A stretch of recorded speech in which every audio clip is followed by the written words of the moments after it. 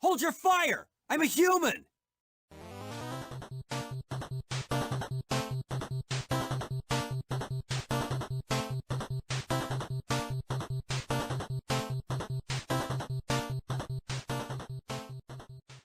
Developed by Tamtex and published by Irem, Metal Storm on the NES is a unique action platformer that was released in North America in February of 1991. The story takes place in the year 2501. A laser defense weapon has randomly started destroying the solar system. Now it's up to you and your M308 gunner suit to take out the laser before it destroys the planet Earth. The main gimmick of Metal Storm revolves around gravity switching. You have the ability to flip yourself upside down to the top of the ceiling by hitting up and the jump button at the same time, then back down to the ground right side up by pressing down and jump, and so on and so forth. Not only is this a cool, fun, and unique mechanic, but it becomes a vital part in being able to successfully navigate Metal Storm's tricky areas. In Metal Storm, there are a total of 6 stages, featuring a -1 and -2 for each stage, following up with a Stage 7 which is a boss rush mode. Metal Storm is known for punishing difficulty, and while that's true, it's also incredibly forgiving. Yes, some of the levels and bosses are very tricky, and yes, you do die in one hit. However, there are a myriad of power-up options available through the levels, such as a gun booster, a shield, and a fireball ability for your gravity flips. There's also a power-up which allows you to tank an extra hit, essentially giving you a health bar of 2.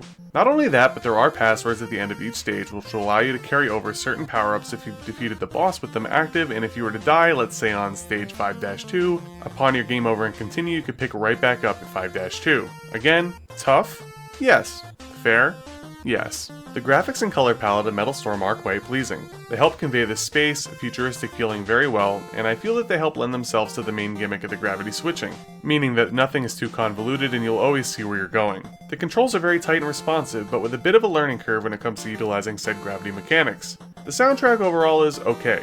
Nothing too crazy on either end of the spectrum, and at times, depending on how much you fail, you might become sick of some tracks, but that's kinda your fault. Overall, Metal Storm is an excellent, almost hidden gem of the NES library. I highly recommend it. Unfortunately for many, this game is very expensive, so unless you're a hardcore collector such as myself, you might be better off emulating, or using a flash card, or purchasing the modern re-release of this game by Retrobit. Not only is the base game fun and challenging, but it also offers an expert mode upon completion of the game which will push you to your gaming limits. Seriously, it's probably the hardest thing that I've ever beaten. I was hanging, but I completed it. I give Metal Storm overall an 8 out of 10. It's a bit rough around the edges at times, with some questionable difficulty and not the best soundtrack, but overall a very fun and unique action platformer that's certainly worthy of a playthrough.